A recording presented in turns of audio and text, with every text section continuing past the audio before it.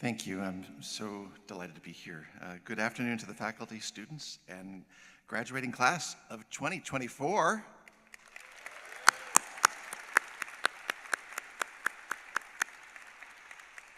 Thank you so much for granting me the honor of speaking to you at this very important event. Before I begin, I offer a big thank you to each member of the various support systems that made it possible for these fine young people to advance to this milestone in their lives. You know who you are. Now, I understand that the expectation might be for me to offer some lofty words of advice based upon literally decades of life experience since my own high school graduation. It was 1980, I was 16, and I turned my first graduating tassel on the football field at William Howard Taft High School in Woodland Hills, California. Certainly by the end of this, I might have a few pithy suggestions for you to take with you as you begin your journey post-graduation. However, as I look out at all of you, I find myself struck by the overwhelming quandary of the unknown. Yes, many of you have made plans for the near future, perhaps even for the next 4 or 5 years of your life. But those plans are merely activities in which to be engaged while you discover who it is that you actually are or want to be. Today, the training wheels come off. Today, we move to the lane at the bowling alley without the rubber bumpers. Up until now, in one way or another, you've received guidance on a daily basis as to what to eat, what to wear, what to watch, what to read, what to think, who to hang out with, and what to do outside of school, along with reminders about homework, tests, chores, deadlines, future plans, and a whole host of other things about which to be really annoyed at your parents.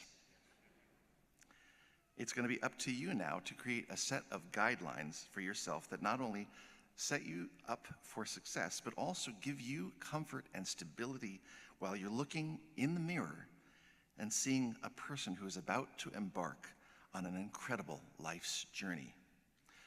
Parents, as a side note, while you may have been recently accused of not knowing anything, don't worry. I predict, from personal experience, that in approximately 6.5 years, like the brightest of light switches being turned on, you will miraculously gain back all of the knowledge you are presently missing. In preparing my remarks for today, I thought I might be able to check to see who it was that spoke at my own graduation 44 years ago. Unfortunately, I couldn't find that information. Instead, I found myself going down a rabbit hole in the shape of a list of notable alumni, a list that included, now remember, this was Southern California at the end of Jimmy Carter's presidency, a list that included actors from TV shows such as The Brady Bunch and Friends, and movies like Forrest Gump and The Princess Bride, as well as musicians, sports figures, and even a Pulitzer Prize-winning author. None of us at the time had any idea where life would take us. And if my colleagues are anything like me, they're still trying to figure it out. Take a look around you.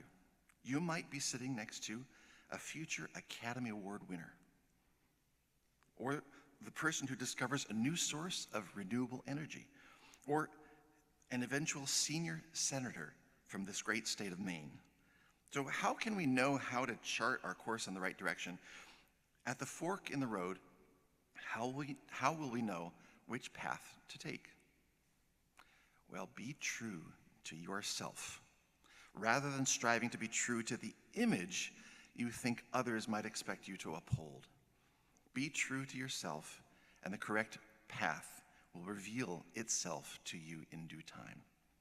5 years after I graduated from high school, I found myself in a master class with one of the most respected symphonic conductors in the world, Herbert Blumstedt. Maestro Blumstedt is still conducting concerts today at the ripe old age of 96. But back in 1985, he taught me one of the most valuable lessons I have always taken to heart. He said, no one has a career. A career is other people's estimation of your success. If you go through life thinking that you need to work on your career, you're working simply to satisfy the expectations of those around you. But instead, if you work on finding your true path, you will be giving yourself permission to evolve organically, honestly, and at your own pace. This is painfully evident when considering the downsides of social media.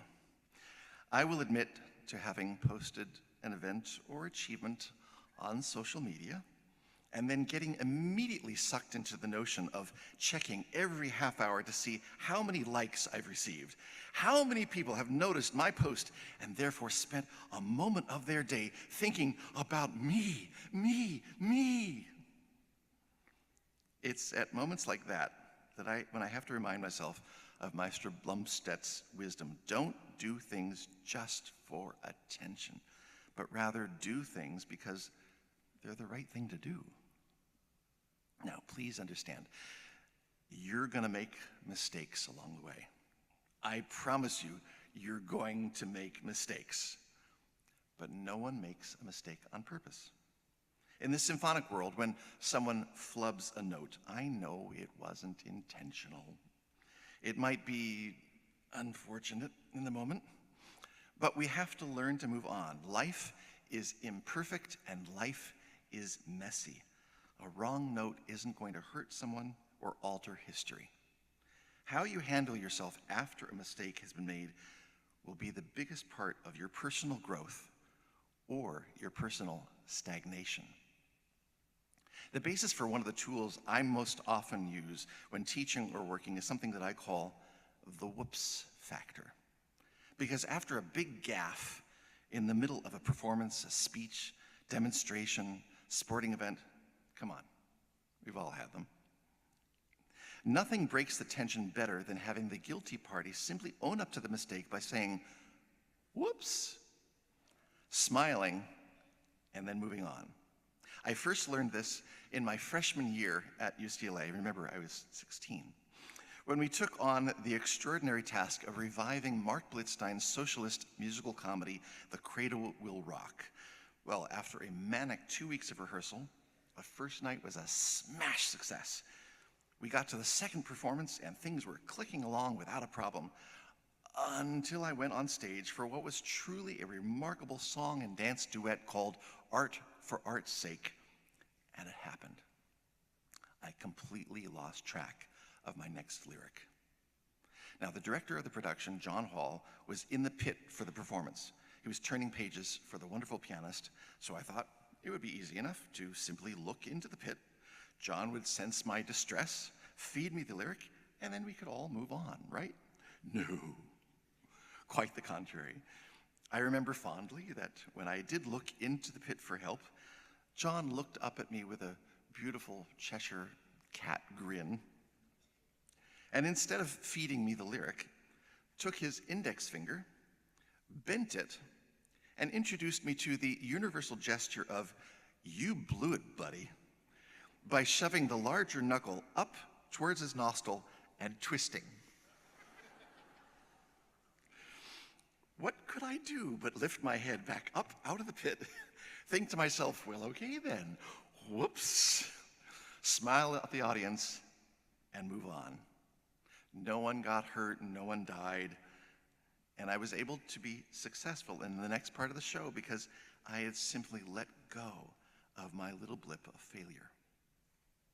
It's one of the best lessons I've ever learned because whoops is good. The very nature of being able to say whoops projects the safety of a grounded humility instead of the danger of a false confidence. Now, of course, you can only make mistakes if you're actually there. Showing up is half the battle. I know some days it's a struggle to even get out of bed, let alone go somewhere. And what if that somewhere is a new situation with a whole variety of unknown factors? Simply showing up puts you ahead of of a large percentage of folks who end up not ever even arriving. Once you're there, take the stuff you've learned and use it to bring you out of your comfort zone to try new things. Give yourself permission to take reasonable risks and experience possible failure. You'll learn from both the risks and the failures because whoops is good. I would say that the majority of performances in which I've been involved in my life have taken me out of my comfort zone, involving some sort of risk.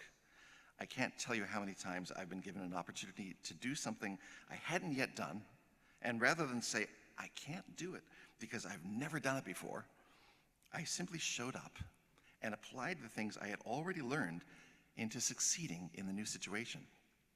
When I was still living in Los Angeles, I got a call one morning, very last minute, to conduct a recording session for a well-known pop singer.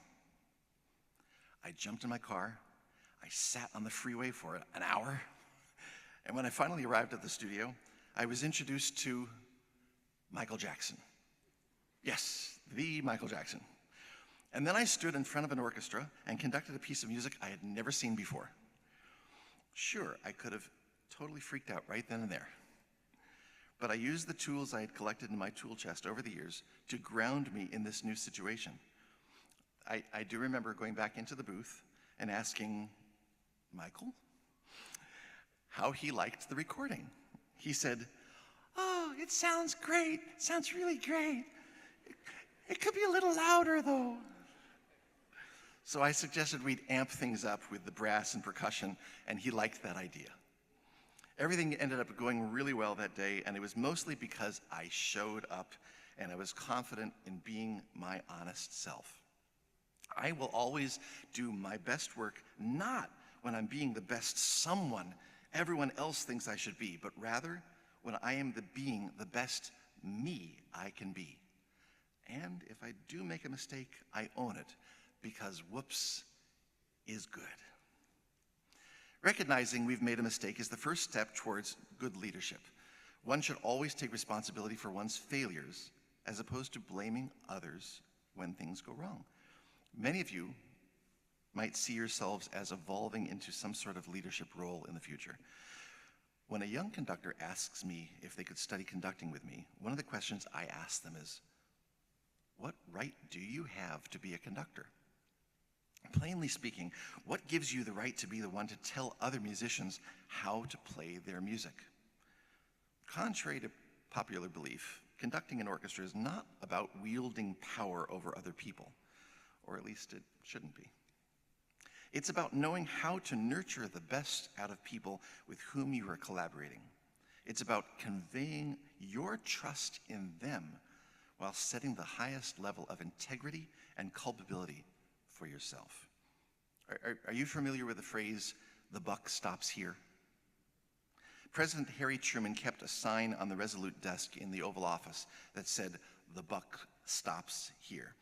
It's a phrase that evolved from the slang expression, "pass the buck," which means passing the responsibility on to someone else. In his farewell address to the American people given in January of 1953, President Truman referred to this concept very specifically in asserting that the president, whoever he is, has to decide. He can't pass the buck to anybody. No one else can do the deciding for him. That's his job. Now, in an orchestral rehearsal, when something gets out of sync, it would be terrible if I were to stop the orchestra and point to the second oboe player and say, "Why did you play out of time?"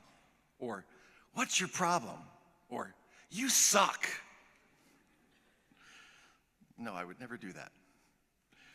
And always be nice to the oboe player. In fact, be nice to everyone in the orchestra, everyone on your team.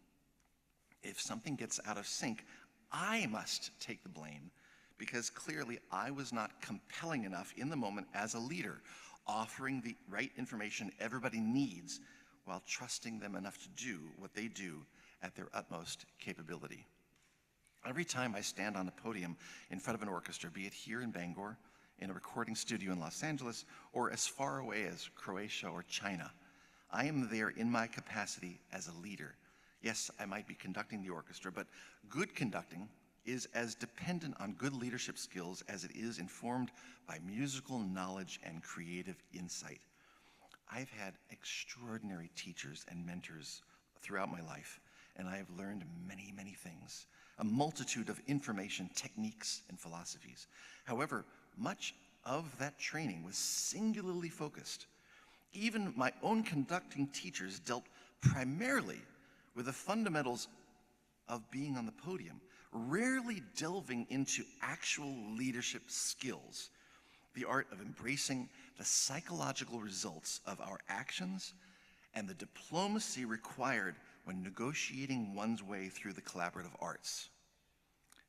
In other words, being a conductor is not just about starting and stopping the group while waving one's arm in a manner that has a modicum of connection to the music, but rather it's about leading, listening, leading, listening, cajoling, listening, leading, finessing, inspiring, listening, rerouting, fixing,